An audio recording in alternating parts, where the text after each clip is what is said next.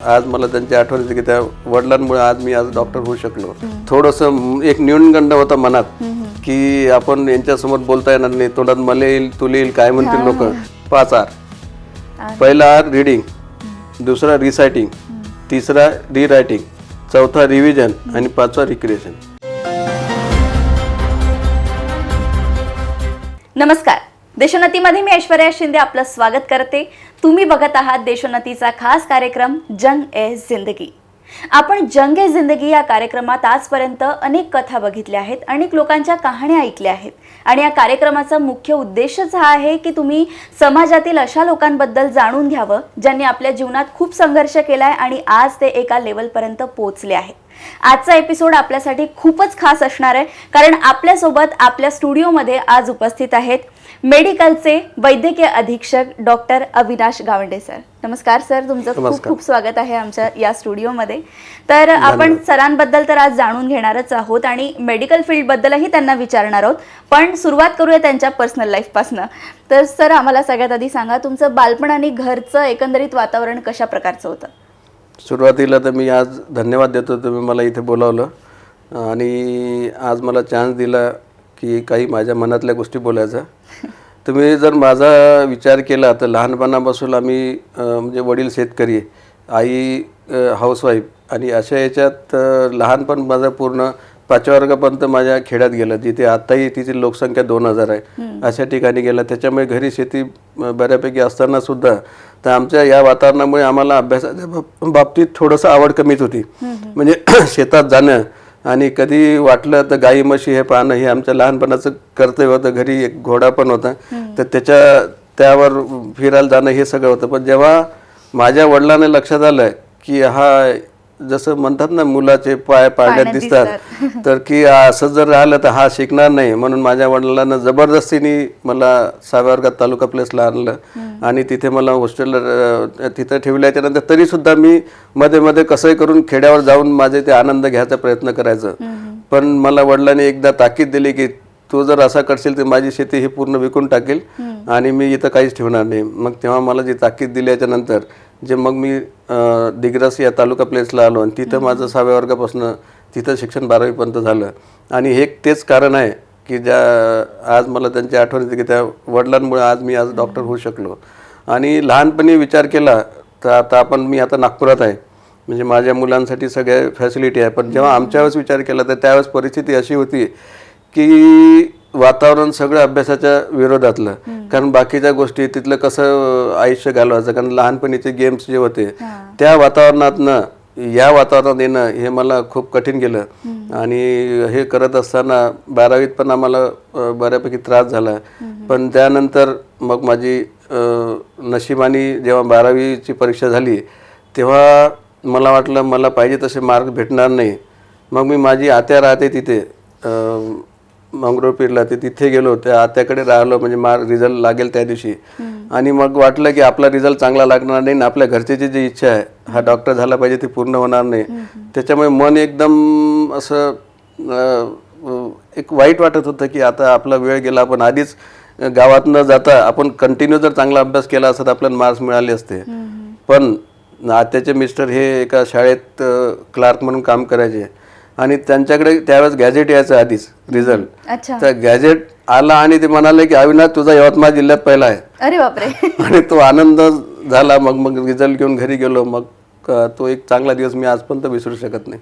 पण तुमचं 12वी नंतर जे कॉलेजचं जीवन सुरू झालं तर तेव्हा तुम्हाला थोडंसं काहीतरी चेंज तर आलाच असेल जीवनामध्ये, कारण तुम्ही आधी सांगितलं की तुम्ही एका छोट्या गावातून आलेले आहात आणि त्याच्यानंतर तुम्हाला एकदम मोठ्या ठिकाणी, कारण तुम्ही डॉक्टर बनलात, त्याच्यासाठी कितीतरी तुम्हाला अभ्यास करावा लागला असेल. आणि तुम्ही सांगितलं की तुम्ही अभ्यासात तुम्हाला आवड नव्हती आधी, तर डॉक्टरसाठी तर खूप अभ्यास करावा लागतो.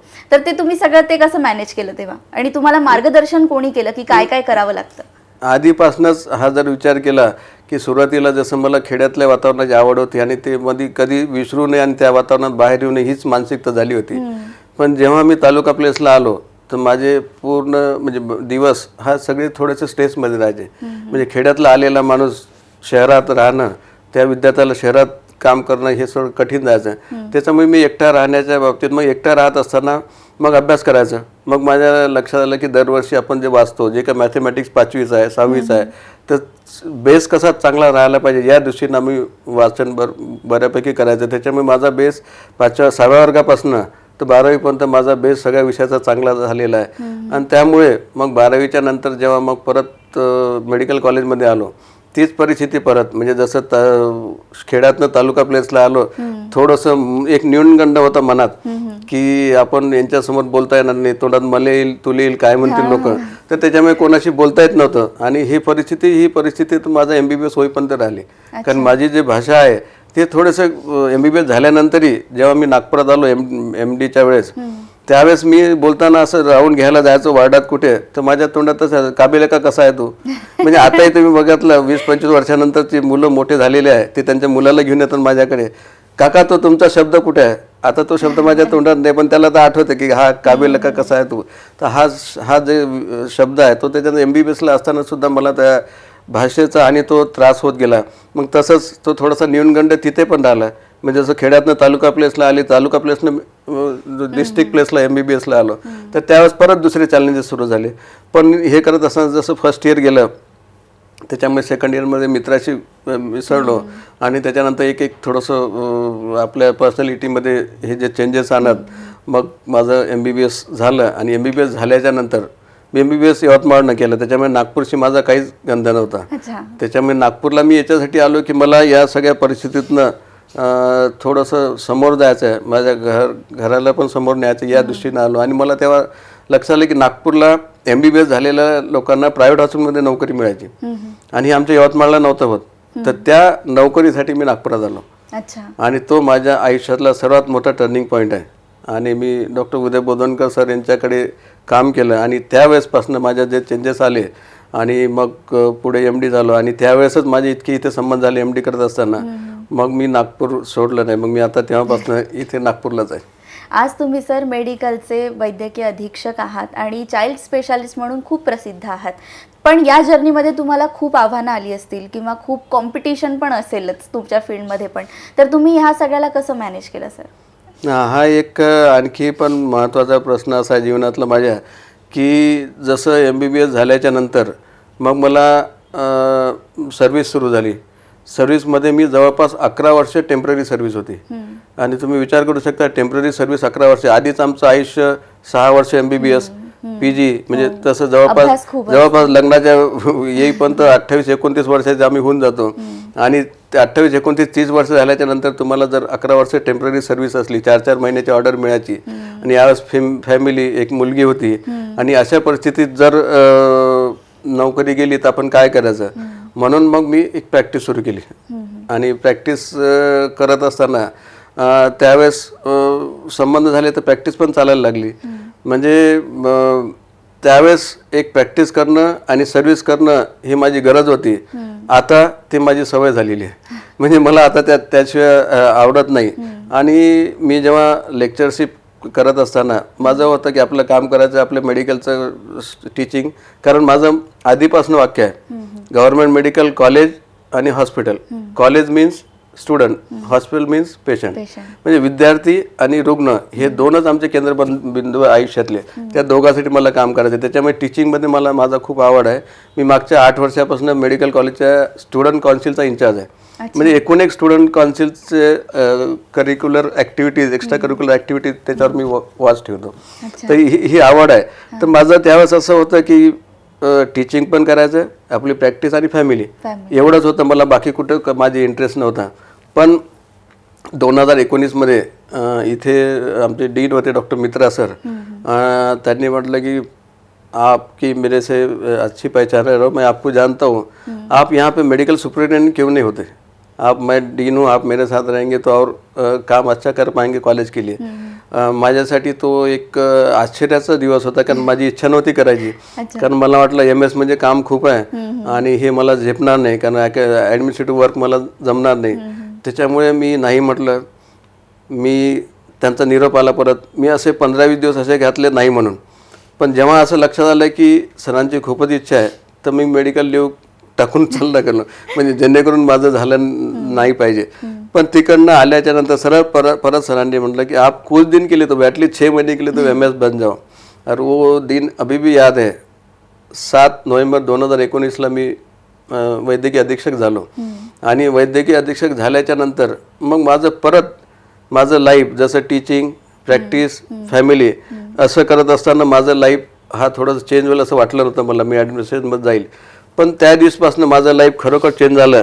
आणि थँक्स टू मित्रा सर की मी तिथे आलो. आणि मला आठवते आत्ताही की जसं मी जॉईन झाल्याच्या नंतर दुसऱ्या दिवशीच सगळ्या पेपरमध्ये आलं की वैद्यकीय अधीक्षक डॉक्टर अविनाश गावंडे आता वैद्यकीय अधीक्षक कार्यालयाचे दार उघडले. म्हणजे मी तेव्हापासून सुरू केलं की आता कोणी सिंगल कोणी एखाद्या पायात चप्पल नसली चालते, त्याचं काम झाल्याशिवाय इथून जाणार नाही. बरोबर. आणि मग ते काम पाहून दुसऱ्या आठवड्यातच सगळे बुके घेऊन यायला लागले की अभिनंदन तुमचं, तुम्ही काम सगळं चांगलं करत आहे. पण हे माझ्या नशिबाला चांगलं म्हणा की वाईट म्हणा हे मान्य नव्हतं. आणि मग तुम्हाला माहीत आहे डिसेंबर 19मध्ये जगात करोना आला. आणि 23 मार्च 2020मध्ये म्हणजे आपल्या इथं लॉकडाऊन सुरू झालं. आणि जसं लॉकडाऊन सुरू झालं तसं जे कोणी मला बुके घेऊन येत होते की तुम्ही MS झालात, चांगलं झालं, तेच बुके सगळे दगडात परावर्तित झाले. सगळे म्हणायला लागले की तुम्ही बदनशीब आहे आणि तुम्ही आले आणि करोना आला म्हणजे तुम्हाला एवढं काम आहे. पण हे वाक्य मला इतके लागले आणि मग मी ठरवलं की नाही, मला हे करून दाखवायचं की मला हे काम मी आनंदाने घेतलेलं आहे आणि मी करून दाखवेल.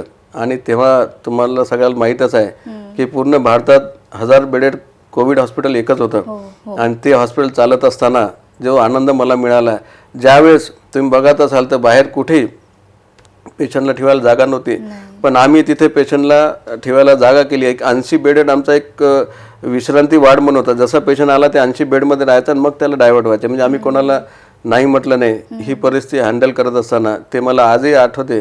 आणि त्यामुळे मग मला ॲडमिनिस्ट्रेशनमध्ये एक आनंद आला की मी विचार केला की आपण इथे राहून लोकांना समाजसेवा करायला खूप त्रास होते. त्यांना स्वतःचे पैसे पण खर्च करावे लागतात, स्वतःचा वेळ पण खर्च करावा लागते, पण आम्हाला त्याच पगारात त्यातल्याच वेळेत काम करायला मिळते. आणि तो आनंद मी आजही उपभोगतो.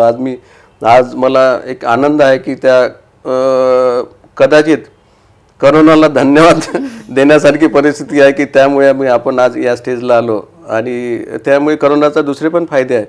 तुम्ही बघत असाल जे लोक थोडेसे हवेत उडत होते ते सगळे जागेवर आले की तर त्याच्यामुळे करोना हे माझ्या आयुष्यासाठी तर चांगला झालाच, पण कदाचित लोकांची मानसिकता पण लोकांबद्दल वागण्याची ही बदललेली आहे. हो, ते तर आहे. कोरोनानी एक गोष्ट शिकवून दिली की लाईफ ही खूप अनप्रेडिक्टेबल आहे, कधीही काहीही होऊ शकते. त्याच्यामुळे तुम्ही ज्या ठिकाणी आहात तिथे चांगलं काम करा आणि चांगल्यानी लोकांशी वागा, ही खूप मोठी गोष्ट शिकवली कोरोनानी.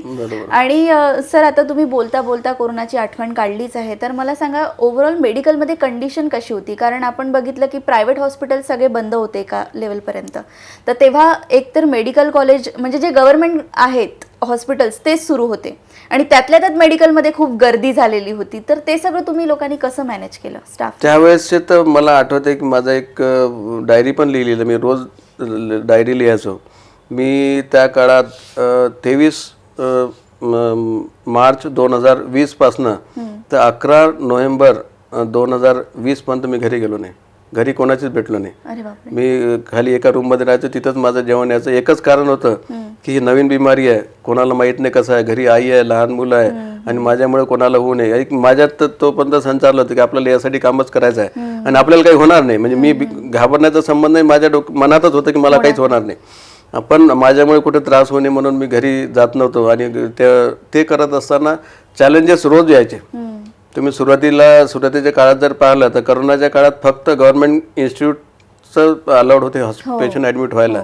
तर त्याच्यात मला 2 गोष्टी आता आठवतात.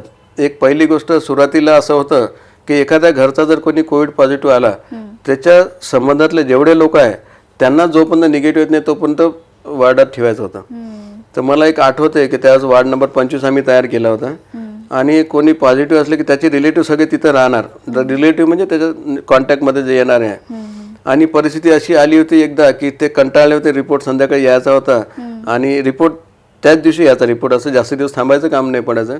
पण रिपोर्ट थोडासा उशीर झाला, ते एवढे इरिटेट झाले की त्यांनी आमच्या सिस्टरला जे एका रूममध्ये राहायचे त्यांना दरवाजा जोरानं कोरतात, सिस्टरचं बोट फ्रॅक्चर झालं अरे होतं. बापरे. तर त्यावेळेस परिस्थिती अशी आली की नर्सिंग डिपार्टमेंट स्ट्राईकच्या पिरियड मानसिकतेमध्ये इकडं पेशंटचं फ्लो जास्त आहे. Aggressive या दोघांना मॅनेज करताना मला त्यावेळेसचे कलेक्टर ठाकरे सर आहे यांनी खूप मदत केली. त्यावेळेस आम्ही डिसिजन घ्यायचो, ते आम्हाला डिसिजनला सपोर्ट करायचे, कारण त्यावेळेस इपिडेमी ॲक्टमध्ये सगळा रोल ॲडमिनिस्ट्रेशनचा असते. त्यांनी इतकी मदत केली की तसे प्रॉब्लेम सॉल्व्ह केले. आणि दुसरा पण आणखी आठवते असाच की एक चांगली गोष्ट आहे की तुम्ही करत असाल तर मार्च एप्रिलच्या काळात रमजान ईद असते आणि त्या सुरुवातीच्या काळात मुस्लिम लोक जास्त ॲडमिट राहायचे. तर त्या काळात मला आठवते आता की पेशंट जास्त सिरियस त्यावेळेस सिरियस नव्हते, पेशंट जास्त सिरियस नव्हते आणि ईद होती. तर या काळात मग आमच्या डोक्यात आलं, आमच्या एक मेट्रन आहे डोंगरे मॅडम, त्यांच्या पण लक्षात आलं की आपण यांच्यासाठी या काळात जो गोड पदार्थ करतात शीर खुर्मा, ते आपण जर केला तर काय चांगलं काय वाटेल. तर मग आम्ही कॉन्ट्रीब्यूट केलं. आम्ही ते शीर खुर्मा बनवून प्रत्येक पेशंटला वाटलं. मला असं आठवते की त्यावेळेस आमचे काम करणारे अटेंडंट किंवा त्यांना पण आवडला, ते कमी पडला. तर मग आम्ही परत बनवून वाटलं. ती ही एक त्यावेळेसची एक आनंदाची गोष्ट. असं एक म्हणजे त्यावेळेस माझे डायरी पण रोज जसा दिवस निघायचा तसं नवीन चॅलेंजेस यायचे, ते करोनाने शिकवलेलं आहे.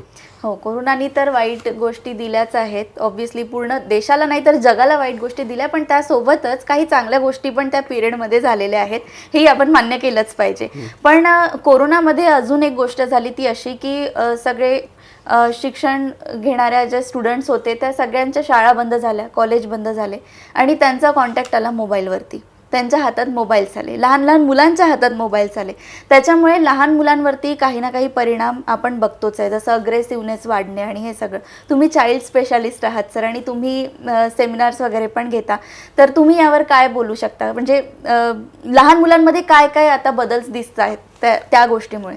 माझ्या आयुष्यात मला समाजात जर कोणावर जास्त प्रेम असेल तर मुलांवर आहे. म्हणून मी मेडिकल कॉलेजमध्ये स्टुडंट काउन्सिल इन्चार्ज आहे आणि पेडियाट्रिशियन पण आहे.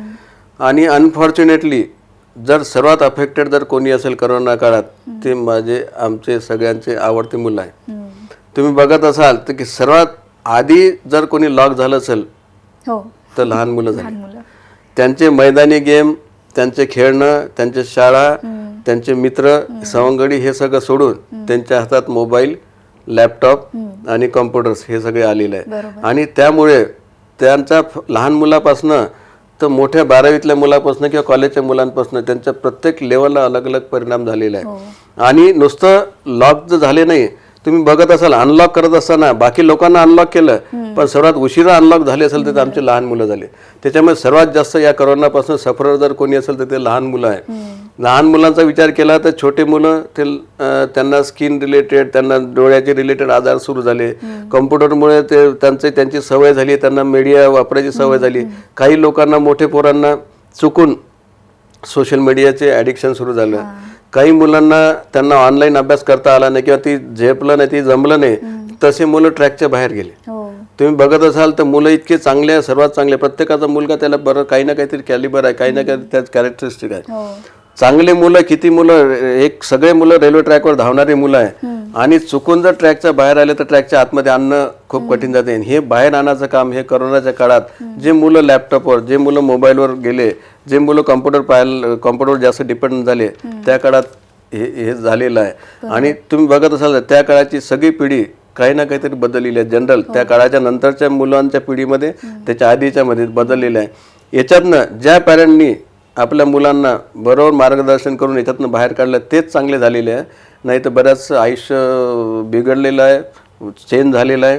काही ठिकाणी खूप नुकसान पण झालेलं आहे. पण आता तुम्ही जसं चाइल्ड स्पेशालिस्ट आहात, तुम्ही अनेक मुलांना आतापर्यंत बरं केलं असेल किंवा त्यांचे केसेस घेतल्या असतील, त्यांना जाणून घेतलं असेल, तर काही मुलांना सांभाळणं खूप कठीण होऊन जाते त्यांच्या आईवडिलांसाठी, कारण ते खूप अग्रेसिव्ह होऊन जातात किंवा काही ना काही कारणामुळे खूप डिस्टर्ब्ड असतात, तर त्यांना खूप जिद्दी होऊन जातात ते. तर अशा मुलांना कसं सांभाळायचं, म्हणजे पालकांनाही कळत नाही, तर तुम्ही ॲज अ डॉक्टर काय सांगाल? आता तुम्हाला बऱ्याचशा गोष्टी शिकणं आवश्यक आहे. मी तर म्हणेल आताच इंटरनॅशनल वुमन डे सेलिब्रेट झालेला आहे. वुमन डे का सेलिब्रेट झाला हे सगळ्यांना माहीत आहे. आणि वुमन डे सेलिब्रेट करणं हे फक्त 8 मार्चच नाही.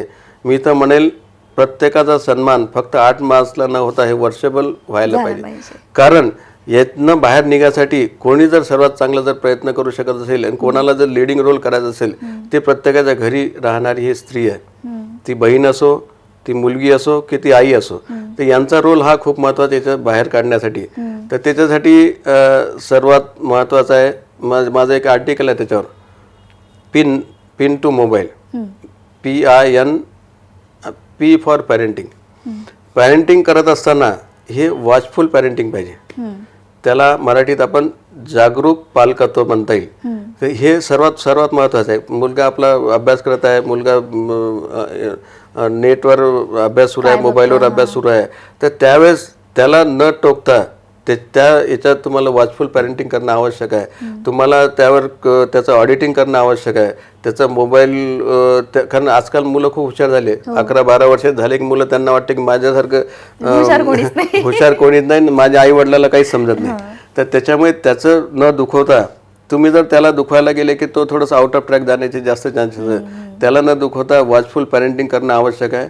त्याला इंटरेस्ट डेव्हलप करा. त्याला तुम्ही असं मोबाईल जर असेल तर मोबाईल सोडून बाकीच्या गोष्टी कशा आहे, काय इम्पॉर्टंट आहे, त्या तिथे इंटरेस्ट डेव्हलप होणं आवश्यक आहे. मी तर म्हणेल एवढंच आहे की त्या मुलाचा इंटरेस्ट डेव्हलप करत असताना फॅमिलीच्या प्रत्येक मेंबरचा त्या मुलावरचा इंटरेस्ट दिसला पाहिजे.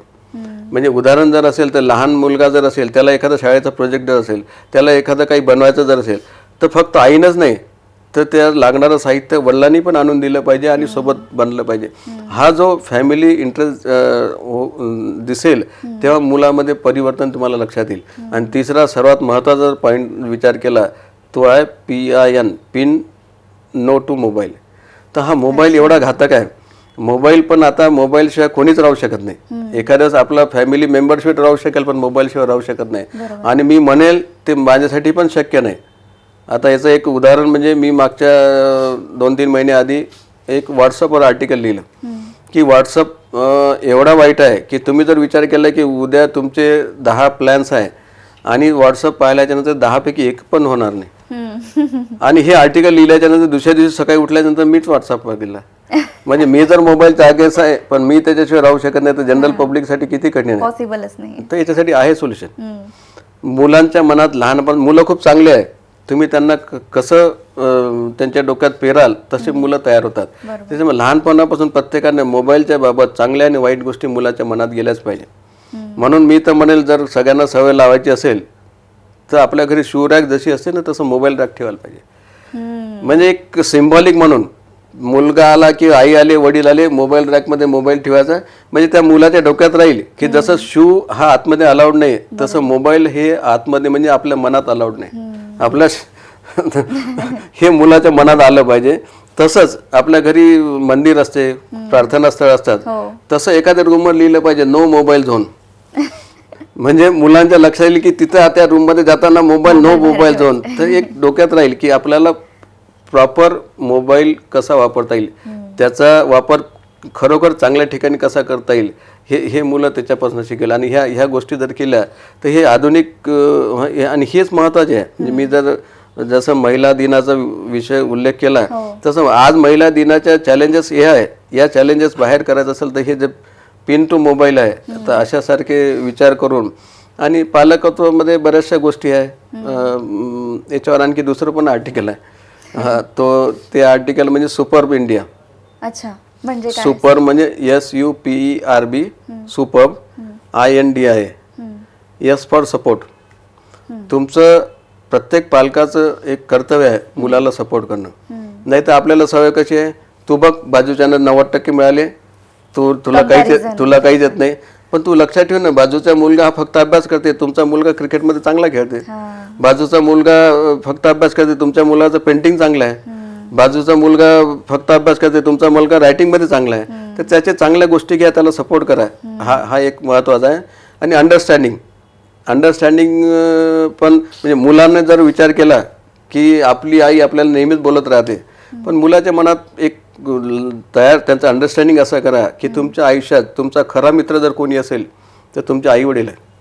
जे आयुष्यात तुमच्याकडनं काहीच मागणार नाही पण आयुष्यभर तुमचा चांगला विचार करेल ते तुमचे आई वडील आहे. हे मुलांना समजलं पाहिजे, अंडरस्टँडिंग त्यांच्यात आलं पाहिजे. SU P for programming planning and prevention. म्हणजे लोकांना पोरांना शिकवा प्रोग्राम काय गोष्ट आहे. म्हणजे आता बरेचसे आम्ही पण म्हणजे दुसऱ्या दिवशी एक्झाम असली तर रात्री आम्ही एखादा TV वर शो पाहायचो. म्हणजे मला आत्ताही आठवते, मी अभ्यास करायला घरी अभ्यासाची एवढी व्यवस्था नव्हती तर मी 12वीत अभ्यास करायला दुसरीकडे जायचो. पण तिथं त्यावेळेस आम्हाला मुंगेरलाल की हसीन सपने म्हणून एक सिरियल होती. आणि मी तिथं अभ्यास करायला गेलो, दिवसभर अभ्यास करायचा पण संध्याकाळी अभ्यास करायला गेलो आणि ती सिरियल संपली की मी मस्त झोपून जात होतो. म्हणजे तो जो माझा मित्र होता त्याचा मोठा भाऊ म्हणे अविनाशच्या वडिलांना सांगा तो पासही होणार नाही म्हणे. म्हणजे हे जे आहे हे प्रोग्रामिंग आहे. आम्ही दिवसभर अभ्यास करायचा, तुम्ही प्रोग्राम करा, प्लॅन करा. म्हणजे परीक्षा असताना 2 महिने आधी अभ्यास नका करू, तुम्ही पहिल्या दिवसपासून प्लॅन करा. तुम्ही बरोबर प्रॉपर प्रत्येक अभ्यास समजून घ्या, त्याच्या नोट्स काढा.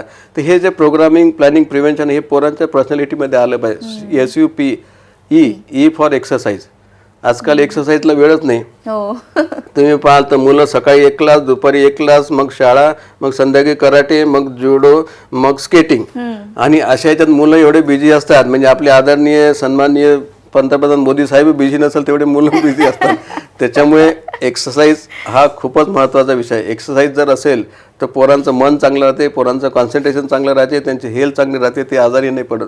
एक्सरसाइज कोणती असो, आउटडोअर गेम्स घ्या, सायकलिंग घ्या, काही घ्या, पण पोरांच्या मनात हा एक त्यांच्या पर्सनॅलिटीमध्ये एक्सरसाइज हा पार्ट असलाच पाहिजे. हे लहानपणापासून आईवडिलांनी शिकवलं पाहिजे. SUPE आर हा सर्वात महत्त्वाचा विषय आहे. कारण आमचं कुठं लेक्चर्स झालं की पॅरेंट माझ्या बाजूला येतात की सर माझा मुलगा अभ्यास करते पण त्याच्या लक्षातच नाही राहत. त्याच्यासाठी हा R आहे, 5 R.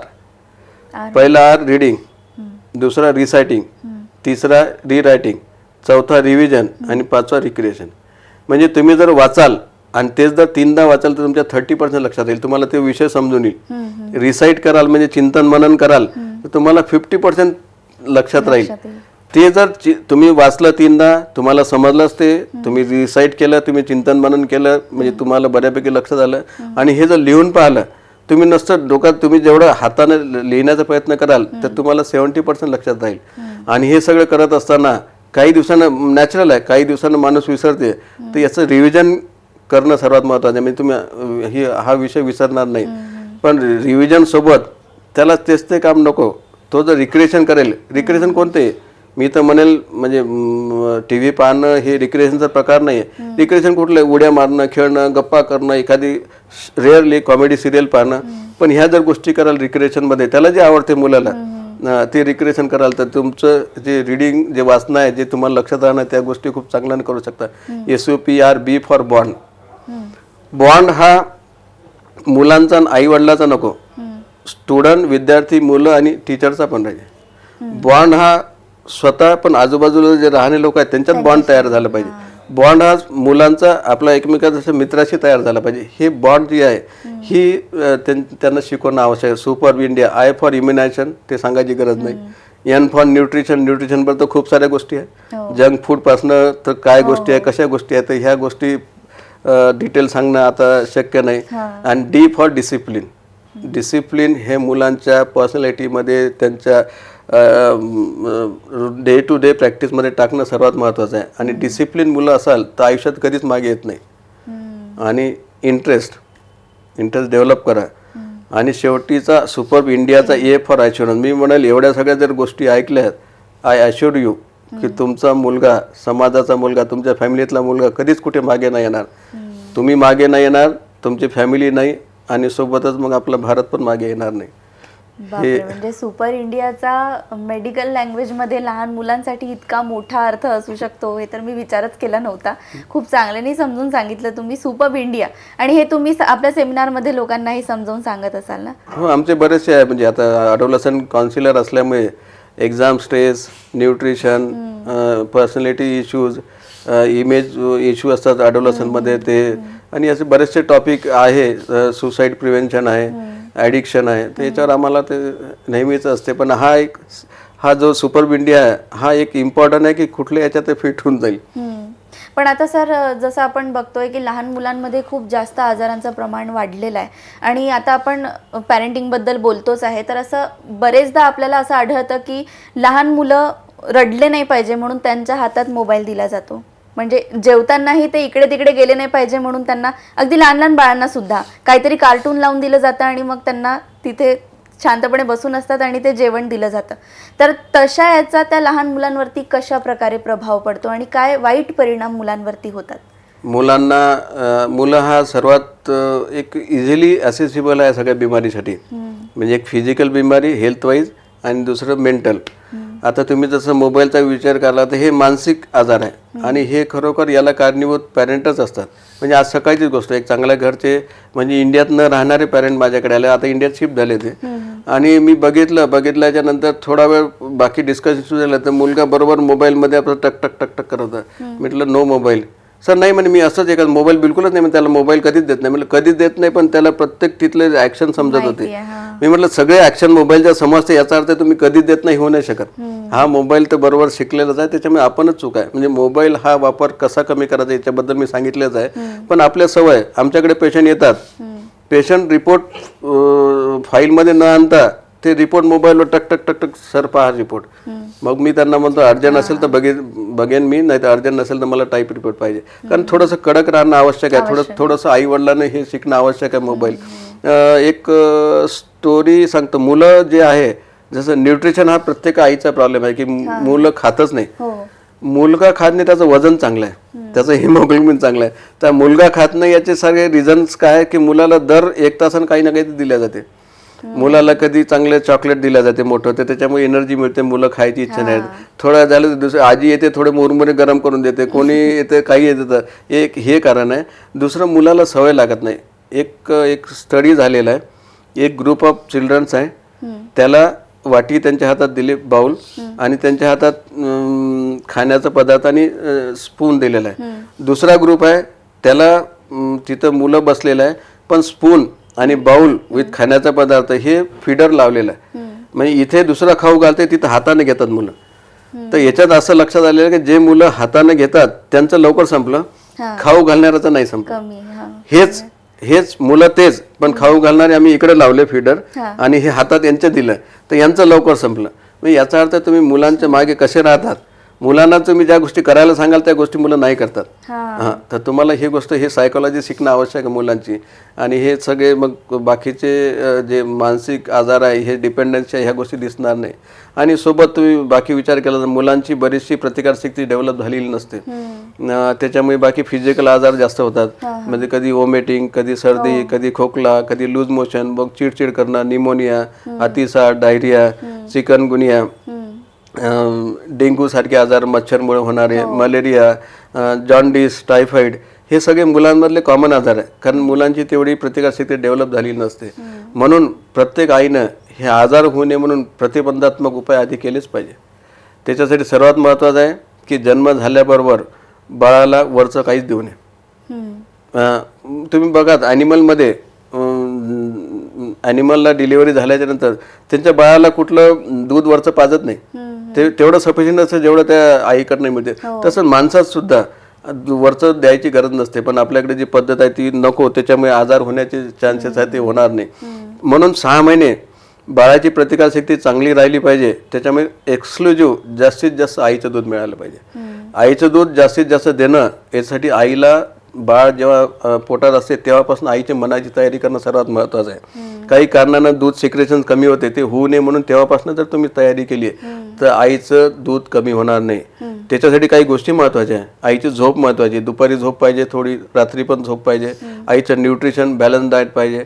आईचं स्ट्रेस फ्री राहिली पाहिजे. आईचा जर खूप स्ट्रेस असेल कुठला तर दूध सिक्रेशन नॅचरली कमी येईल. विल पॉवर, ह्या सगळं सध्या आईमध्ये विल पॉवर चांगला आहे, पण जेवढं चांगला विल पॉवर देता येईल तसं जर झालं तर आईचं दूध. आणि त्यासाठी आईला समजून सांगणं आवश्यक आहे की आईच्या दुधातनं बाळाला फक्त न्यूट्रिशनच नाही मिळत. जसं तुम्ही बघितलं असेल व्हॅक्सिन म्हणजे काय, आपले इनइफेक्टिव्ह जंतू शरीरात जातात त्याच्यामुळे अँटीबॉडी तयार होते. तर आईच्या शरीरात जे म्हणजे सैनिक जे असतात ते सैनिक आईच्या दुधातनं बाळाला जातात. म्हणजे नॅचरल इम्युनिटी आईपासून मिळते. कारण ही प्रतिकारशक्ती आहे, ही आजार आहे, आजार होणार नाही, प्रतिकारशक्ती वाढेल. पण एखाद्याच आजार झाला की प्रतिकारशक्ती कमी होईल आणि हे बरायला 2 महिने लागते. म्हणून ज्या बाळाला पहिले 6 महिन्यात आजार नाही होत त्याची प्रतिकारशक्ती चांगली राहील. पुढचे ते 6 ते 12 महिने आजार होणार नाही, मग आणखी चांगले. असं करत बरेचसे पेशंट आमचे असे आहे की जे मोठे झाले पण त्यांना कधी मोठा आजार झालेला नाही.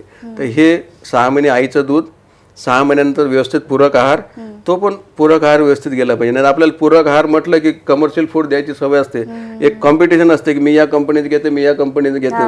माझं म्हणणं आहे कमर्शियल फूडची गरज नाही. सुरुवातीला simple liquid, semi liquid, semi solid आणि सॉलिड घरी बनलेलं फूड ज्यामध्ये सगळे प्रोटीन जातील, सगळं न्यूट्रिशन जाईल, इझिली अवेलेबल, फ्रेश आपण तयार करतो, त्याच्यामुळे आजार होण्याचे चान्सेस नसते. हे जर डेव्हलप जर झालं तर 1 वर्षानंतर बाळ परत चांगलं राहील. आईच्या पोटात बाळ असते 3 महिन्याचं, 3 वर्षापर्यंत 80% ब्रेन डेव्हलप होते, 5 वर्षापर्यंत 90% ब्रेन डेव्हलप होते. याचा फायदा घ्या. म्हणजे आज मी 55चा होईल पण मी एक्सरसाइज करतो म्हणून मेंटेन आहे. तसं बाळाला जर मानसिक बुद्धी किंवा मानसिक डेव्हलपमेंट चांगलं राहिलं पाहिजे तर हे बाळ जन्म झाल्याच्या नंतर हे आपण लक्ष देणं आवश्यक आहे. म्हणजे न्यूट्रिशन, नंतर बाळाला अर्ली चाइल्डहुड डेव्हलपमेंट प्रोग्रामबद्दल काही गोष्टी असतात ते देणं आवश्यक आहे. नंतर बाळ जसं जसं मोठं होईल त्याच्यासाठी दुसरं आर्टिकल आहे आणखी, प्रिव्हेन्शन, इम्युनायझेशन, न्यूट्रिशन. म्हणजे तुम्ही आजार प्रिव्हेंट केला तर त्याला आजारच होण्याने त्याची इम्युनिटी चांगली राहील. इम्युनायझेशन म्हणजे सगळ्या लसी, आजकाल चांगल्या लसी गव्हर्नमेंटमध्ये आहे. जे बाहेरमध्ये प्रायव्हेटमध्ये महाग लसी होत्या ते आजकाल गव्हर्नमेंटमध्ये मिळतात. त्याच्यामुळे सगळ्या लसी गव्हर्नमेंटच्या देऊ शकतो आपण. आणि तिसरं न्यूट्रिशन. या 3 गोष्टीवर जर लक्ष दिलं, पिन मंत्र, प्रिव्हेन्शन, इम्युनायझेशन, न्यूट्रिशन, या 3 गोष्टीवर लक्ष दिलं तर हे प्रिव्हेन्शन तुम्ही बघत असाल 6 महिन्याच्या आत बाळ आईजवळ राहील. म्हणून काही लोकांजवळ जेव्हा तुम्ही एक्सपोज होता त्याला इन्फेक्शन झालं नाही पाहिजे, कारण लहान जन्म झालेलं बाळ आहे. तर कोणी असेल, वडील जर असेल किंवा आजी असेल, कोणी बाहेरून आल्याच्यानंतर जोपर्यंत फ्रेश होत नाही याच्यावरच आपले इन्फेक्शन असतात, तर बाळाजवळ जाऊ नये. तसं प्रिव्हेन्शन ते आहे. 6 महिन्यात झाले की बाळ तोंडात पेन टाकते तर पेन त्याच्यामुळे इन्फेक्शन होऊ शकते. बाळ 1-1.5 वर्षात झालं तर तोंडात बाकीच्या जे वस्तू असतात कधी घाणेरड्या, चप्पल पासून कुठल्या ते टाकतात, ते होऊ नये. मोठं 5 वर्षात झालं बाळ तर मोबाईल, 10 वर्ष झालं असं. हेच आर्टिकल सगळीकडे कामाचं आहे. तुम्ही जर प्रिव्हेन्शन, इम्युनायझेशन, न्यूट्रिशन या 3 गोष्टीकडे जर लक्ष दिलं तर 15 वर्षाच्या नंतरही बाळ चांगलं राहील, हे मी आज सांगू शकतो. आणि आपण हे मॉडर्न आजार आहे त्याच्यापासून दूर राहू शकतो. सर, आता उन्हाळा येतोय, म्हणजे आलेलाच आहे, येतोय म्हणजे. तर आता उन्हाळ्यामध्ये लहान मुलांना काही आजार होत असतात, तर त्याबद्दल आम्हाला काही माहिती द्या की ते आजार कुठल्या प्रकारचे असू शकतात आणि त्यापासून कसं वाचायचं. उन्हाळ्यामध्ये मी आधीच सांगितलं कुठलाही आजार व्हायचा असेल तर 2च एक्स्ट्रीम इम्पॉर्टंट एज ग्रुप आहे, that is extremes of ages. म्हणजे लहान बाळ, लहान आणि म्हातारे माणसं, हे 2च आहे ज्यांना आजार लवकर होईल. म्हाताऱ्या माणसाची प्रतिकारशक्ती क्षीण होते, वीक होते त्याच्यामुळे, आणि लहान मुलांची परिपक्व मॅच्युअर झालेली नसते त्याच्यामुळे. तर आपला हा लहान मुलाचा जर विषय केला, लहान मुलांना उन्हाळ्यात 2 प्रकारचे आजार होतात. एक डायरेक्ट उन्हामुळे, एक दुसरा इनडायरेक्ट. उन्हामुळे जर विचार केला तर बाळ उन्हात गेल्यामुळे सनस्ट्रोक होणं, हिटस्ट्रोक होणं, जास्त ताप येणं, उलट्या आणि लूज मोशन लागणं, हे सगळे त्याचे डायरेक्ट इफेक्ट आहे. आणि इनडायरेक्ट इफेक्ट जर विचार केला की त्याच्यामुळे अशुद्ध पाणी जाऊ शकते, कारण धूळ जास्त वाढलेली राहते. उघड्यावर चालणं त्याच्यावर धूळ जाते, त्याच्यामुळे टायफॉईड, जॉन्डिस असे आजार या काळात जास्त होतात. आणि स्किनचे पण आजार, कारण याचा घाम आल्यामुळे स्किनचे पण आजार होतात. तर हे जर वाचवायचं असेल तर मी तर म्हणेल गरज नसताना बाळाला सकाळी 10 ते संध्याकाळी 5 पर्यंत बाहेर काढू नये. सर्वात सोपा इलाज आणि सर्वात चांगला आहे. घरी असताना शक्य असेल तर थंड वातावरण, कूलर ठेवायचं. कुठं कूलर जर नसेल तर जे आपल्या रूम्स आहे, रूमच्या खिडक्या आहे, त्याला ओला कपडा जरी लावला तर जे दिवसभर जे हवा येते त्याने पण रूम थंडी राहते. कारण तुम्ही बघत असाल रूम थोडी उघडली तर तो जो गरम हवा येते त्याचा इफेक्ट सुद्धा मुलांवर होऊ शकते. त्याच्यामुळे बंद ठेवणं, आतमध्ये ठेवणं हे सर्वात फायद्याचं राहील. पण जायचं जर असेल तर आता मी तेच म्हणणार होती, कारण मुलांच्या परीक्षाच उन्हाळ्यात असतात. तर जायचं जर असेल तर पोरांना सुती कपडे, सैल कपडे आणि गडद रंगाचे नको हे कपडे वापरायला पाहिजे. पोरांना बाकी डोक्याला आणि याला हे करायसाठी कॅप राहणं आवश्यक आहे. कुठं शाळा सोडून बाकी ठिकाणी जात असेल तर डोळ्याला त्रास होणे म्हणून गॉगल वापरणं आवश्यक आहे. आणि मी तर म्हणेल प्रत्येक बाळाजवळ किंवा मोठ्या माणसाने सुद्धा घराच्या बाहेर निघाल्याच्या नंतर पाणी सोबत असणं आवश्यक आहे. पण नुसतं पाणी नाही, उन्हाळ्याच्या काळात जर विचार केला तर साखर, मीठ टाकलेलं जे आपण घरी बनवतो इलेक्ट्रॉल सारखं, ते पाणी असलं, थोडं निंबू टेस्टसाठी चांगलं, हे पाणी असलं तर पोरांना दिवसभर डिहायड्रेशन होणार नाही आणि त्याच्यामुळे होणारे जे नुकसान आहे सनस्ट्रोकसारखे डिहायड्रेशनसारखे हे नुकसानीपासून आपण बाळांना वाचू शकतो. सर, आता मेडिकल कॉलेज चे तुम्ही वैद्यकीय अधीक्षक आहात, पण मेडिकल कॉलेजमध्ये अशा बऱ्याचशा गोष्टी आहेत, अशा बऱ्याचशा सुविधा आहेत ज्याच्याबद्दल सामान्य नागरिकांना माहिती नसतं किंवा त्यांना माहितीच नसते की इथे आपण हे जाऊन स्वस्तात करू शकतो गव्हर्नमेंट हॉस्पिटलमध्ये. तर सामान्य नागरिकांना गव्हर्नमेंट मेडिकल कॉलेजचा असा काय फायदा होऊ शकतो? आता हा एक खरोखर चांगला विषय आहे, कारण लोकांना माहीत असताना सुद्धा बरेचसे त्याचे उपयोग घेता येत नाही किंवा माहीत नसल्यामुळे पण घेता येत नाही. आता आपले महाराष्ट्र सरकार किंवा मग भारत सरकार यांनी खूप साऱ्या योजना आणलेल्या आहे आणि इतक्या चांगल्या योजना आलेल्या हे प्रत्येक पेशंट आणि प्रत्येकासाठी खूप लाभदायक आहे. म्हणजे तुम्ही आधी महात्मा ज्योतिबा फुले होतं, आता आयुष्यमान भारत आहे. यामध्ये पेशंटला पूर्ण मोफत ट्रीटमेंट मेडिकल कॉलेजमध्ये मिळते.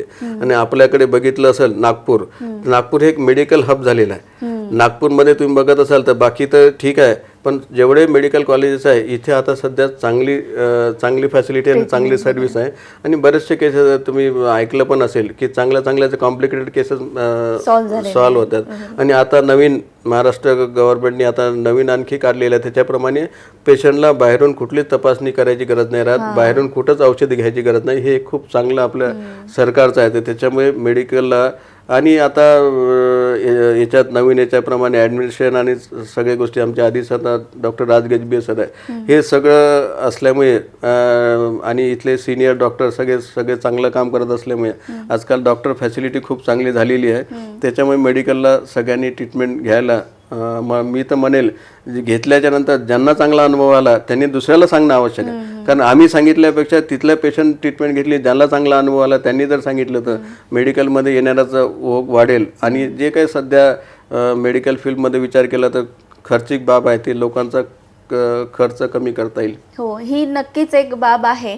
पण तरी पण लोकांच्या मनात एक गैरसमज म्हणू शकतो आपण असा असतो की म्हणजे लोक अजूनही इतक्या सगळ्या सुविधा गव्हर्नमेंटमध्ये मिळत असूनही लोक प्रायव्हेटकडे वळतात. म्हणजे महागाचं ट्रीटमेंट घेणं त्यांना सोपी वाटतं, पण त्यांना गव्हर्नमेंट ट्रीटमेंटवरती आताही जेवढा पाहिजे त्या प्रमाणात विश्वास होत नाही. तर याबद्दल तुम्ही काय म्हणू? आता तुम्ही आमच्या करिक्युलममध्ये पहिले असं होतं की पेशंट आणि डॉक्टर कसं संवाद साधायला पाहिजे याच्यात सुद्धा करिक्युलममध्ये आलेलं आहे. आणि त्याचा भाग म्हणा किंवा आमचे नवीन पिढी नवीन डॉक्टर हे चांगले येत आहे, त्यांचं एज्युकेशन चांगलं आहे, त्यांच्या फॅमिलीकडनं चांगले बाळकडू त्या डॉक्टरमध्ये येत आहे. त्याच्यामुळे डॉक्टरची मानसिकता बदललेली आहे. आता डॉक्टरसुद्धा चांगले समजून सांगायला लागले. ट्रीटमेंट तर सगळे डॉक्टर चांगलं करतात, पण समजून सांगायला लागले. त्याच्यामुळे ते प्लस सगळ्या इन्व्हेस्टिगेशन म्हणजे तपासणी अवेलेबल आहे, खर्च लागत नाही, सगळे मेडिसिन पण अवेलेबल आहे, मोठमोठ्या सर्जरी मोठे सर्जन सुपर स्पेशालिस्ट सगळे अवेलेबल आहे. त्याच्यामुळे याचा फायदा सगळ्यांनी मला वाटते घ्यायला पाहिजे. सर हो, फायदा तर घ्यायलाच पाहिजे. आणि तुम्ही तर क्लिअर करूनच टाकले की नाही, गव्हर्नमेंट हॉस्पिटल्समध्ये सुद्धा चांगल्या सुविधा असतात, ते लोकांना माहिती नसतं, पण त्याची माहितीसुद्धा लोकांनी घेतली पाहिजे. पण आता मला एक शेवटचा प्रश्न तुम्हाला असा विचारावा वाटतोय की तुम्ही आता गेले इतके वर्ष या फील्डमध्ये आहात, तर या फील्डमध्ये तुम्ही असताना सुद्धा खूप बदल झालेले असतील. पण आता येणाऱ्या दिवसांमध्ये मेडिकल फील्डमध्ये कशाची खूप जास्त आवश्यकता आहे? कोणत्या बदलाव झाले पाहिजे आता याबाबत बोलायचं झाल्यास एक तर पहिले प्रत्येकाने प्रत्येक भारतीयांनी आपल्या स्वतःच्या हेल्थकडे लक्ष देणं आवश्यक आहे. म्हणजे आजार हा होऊ नये यासाठी काय करणं आवश्यक आहे ते शिकणं आवश्यक आहे. त्याच्यानंतर आजार झाल्याच्या नंतर ट्रीटमेंट कशी घेता येईल मेडिकल कॉलेजमध्ये कुठलाही आजार कुठले आता आधुनिक मॉडर्न आजार बरेचसे आहे. आणि इन्फेक्शियस आजार असो की क्रॉनिक आजार जे डायबिटीज अस्थमा किंवा मग कुठले आजार असे आजार आहे, याला अर्ली डिटेक्शन महत्त्वाचं आहे. म्हणजे कुठला आजार घातक होईल किंवा कॉम्प्लिकेटेड होईल त्याच्या आधी लवकर जर जसे कॅन्सर्स आहे आजकाल तुम्ही बघितलं असेल तर ब्रेस्ट कॅन्सरमध्ये 100% क्युअर आहे. तर त्याच्यामुळे असे कॅन्सर सारखे आजार आहे हे जर लवकरात लवकर जर निदान झाले याचं तर याची ट्रीटमेंट 100% चांगली होईल. त्याच्यामुळे कुणालाही कुठे जर शंका आली तर त्यांनी लवकरात लवकर त्याचं निदान करणं आवश्यक आहे. आणि शेवटी जाता मला एक आणखी सांगायचं आहे, डॉक्टर पेशंट रिलेशन खूप चांगली राहिली पाहिजे. पेशंटचा डॉक्टरवरती विश्वास, डॉक्टरचा पेशंटवरती विश्वास हा टिकणं आवश्यक आहे. यासाठी डॉक्टरांचं कर्तव्य आहे, डॉक्टरनी पेशंटला समजून घेणं आवश्यक आहे. तो पेशंट आजारी आहे त्याच्यामुळे त्याचे रिलेटिव्ह डिप्रेशनमध्ये आहे, त्याची मानसिकता समजून घेणं असून त्यांना समजून सांगणं आवश्यक आहे. पण सोबतच समाजाच्या प्रत्येक माणसाचं सुद्धा काम आहे की डॉक्टरला पण समजून घेणं आणि अननेसरी जे काही आता कधी कधी कॉम्प्लिकेशन होतात डॉक्टर पेशंट रिलेशनमध्ये ते होऊ नये हे एवढीच अपेक्षा मला आज तुमच्या या पॉडकास्टद्वारे सांगायची इच्छा आहे. खूप खूप धन्यवाद सर, तुम्ही इथे आपल्या वेळात वेळ काढून आलात आणि आमच्यासोबत इतक्या छान छान गोष्टी केल्या. खूप महत्त्वाची माहिती आम्हाला या पॉडकास्टद्वारे तुम्ही दिली. खूप खूप धन्यवाद. तर तुम्हाला हा पॉडकास्ट कसा वाटला आम्हाला कमेंट बॉक्समध्ये नक्की कळवा आणि बघत राहा देशोन्नती. नमस्कार.